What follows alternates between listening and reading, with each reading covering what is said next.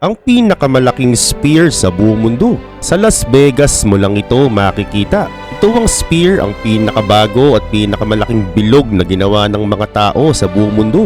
At bagamat napakaganda ng panglabas niyang anyo, ay mas bibilib ka at mamamangha ka sa taglay niyang ganda sa panloob. Halina't silipin natin ito. Pero bago yan, kung bago ka pa lang sa ating munting channel ay mag-subscribe ka naman para lagi kang updated sa mga bagong video naming i-upload. This is Arvin Polo TV, simulan na agad natin.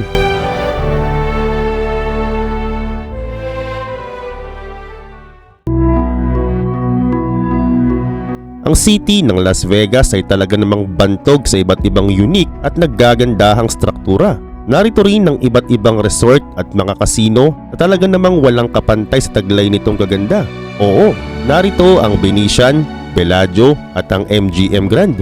Lahat ng struktura na makikita mo sa Vegas ay nagmula sa extravagance idea. At ang Sphere nga na bagong tayo lang nila ay karagdagan lang sa isa pang kakaibang di karaniwang bagay na makikita mo sa Vegas. Pero ano ba talaga ito at bakit ito tinayo? Ang Sphere ay isang music at entertainment arena na nakalocate ilang bloke lang layo mula sa world famous Las Vegas Strip. May taas itong lagpas sa 100 meters at meron naman siyang diameter na 150 meters. Kaya naman dahil dito, siya nang nakakuha ng record bilang pinakamalaking spherical structure sa buong mundo. Ang unang may hawak ng record ay ang Avicii Arena sa Sweden na may sukat na 85 meters in height at 110 meters naman in diameter. Ganun pa man, ang paggawa din sa pinakamalaking bilog ay hindi madali at hindi rin biro ang gastos. Tama ka, napakamahal nito. Ayon sa estimate, inabot ang pagtatayo rito ng halos $2.3 billion o kulang-kulang 120 billion pesos. Grabe no? Kaya naman ito na ang pinakamahal na entertainment venue sa kasaysayan ng Las Vegas. Pero paano ba ito ginawa? Ang mga engineers sa likod nito ay nagsagawa ng iba't ibang uri ng matematika at binahagi nila lahat ng mga formula na ginamit nila sa mga websites. Pero basagan ng utak yan, kaya di natin yan tatalakayin. Move on tayo. Ngayon ang ginamit na equipment dito ay talaga namang in-specialize pa sa ibang bansa. Wala pa sa Belgium ang mga kagamitan pati na ang mga crane. Dahil nga sa sobrang laki ng crane, kinailangan pa itong i-assemble ng isa pang crane sa loob ng 2 linggo. At ang isa pa sa pinaka-vital na piraso ng spear ay yung pinaka-compression ring frame. Ito na kasi yung pinakatuktok ng frame na spear. Napakaselan din ito at ginamitan pa nila ito ng special lifting na para talaga namang maisaayos ito ng tama.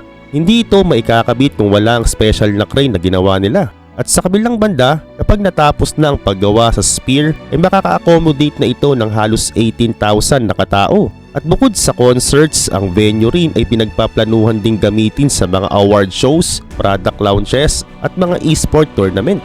Sa kabilang banda, ang gumawa ng spear na ito ay balak din gumawa ng ganitong klaseng bilog sa London at sa iba pang parte ng mundo. Pero ang tanong, bakit nga ba ito ginawa? Ang sagot, syempre Las Vegas na yan eh. Kaya talaga nilang magpagawa ng ganito. At syempre rin para di mawala ang pagkakakilanlan sa kanila bilang top architecture sa mundo.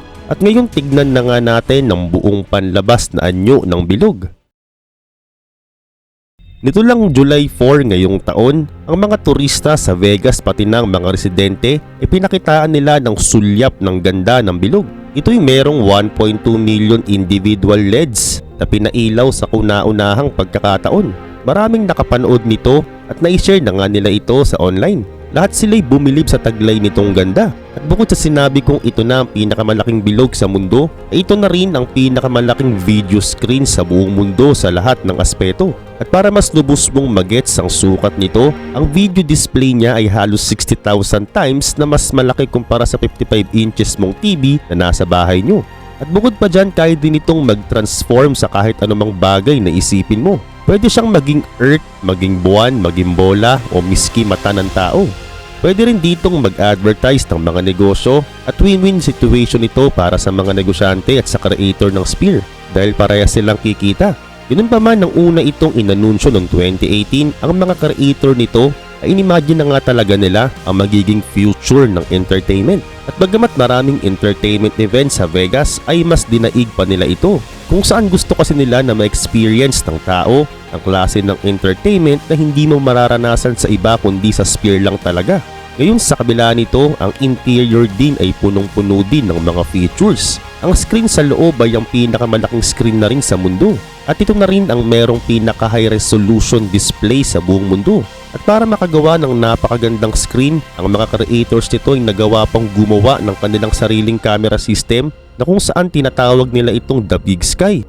Ang system na ito ay isa sa pinaka-powerful sa mundo, kung saan kaya nitong makakuha ng 18K footage na may 120 frames per second. At kung di ka pamilyar dito, sinasabi ko sa'yo, wala itong katulad.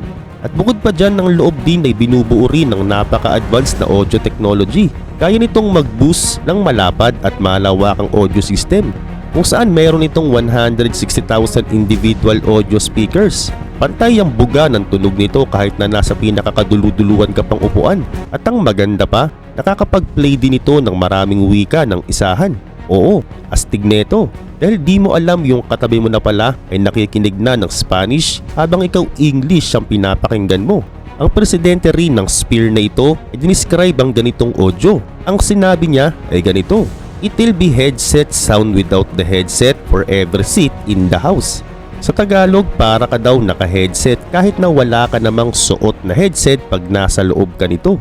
At hindi pa dyan nagtatapos. Dahil ang halos 10,000 sa mga upuan ay meron ding haptic technology na naka-installed. Kaya naman ng mga viewers ay ramdam talaga nila ang on-screen experience ng real time. Dagdag pa pati 4D element gaya ng hangin at amoy ay meron din dito. Sa sobrang ninais ng mga creator na maging realistic ang pakiramdam ng mga tao, ay dito na nga nagsimulang magduda ang mga manonood kung totoo ba talaga ang mga nakikita nila o parte pa rin ng features ng palabas.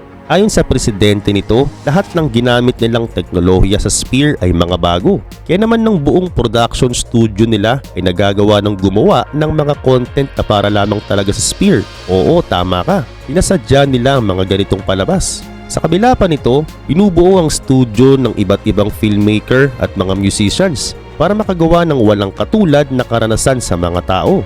At bagamat panay mga positibo ang feedback dito ng mga tao sa buong mundo, ay binash pa rin ito habang ginagawa pa lang. Sabi nila na nakakadistract ito sa mga nagmamaneho at nakakasilaw din daw sa mga driver na nagdadrive sa paligid ng arena. Kaya naman dahil dito, nakikipag-ugnayan na sila sa local officials para makagawa ng safety regulations. Pero ano pa man ang sabihin nila, isang bagay pa rin dito ang malinaw. Napakaganda ng Sphere na ito ng Las Vegas. Ito na siguro talaga ang future venue sa mundo. Ikaw, anong tingin mo dito? Comment down below.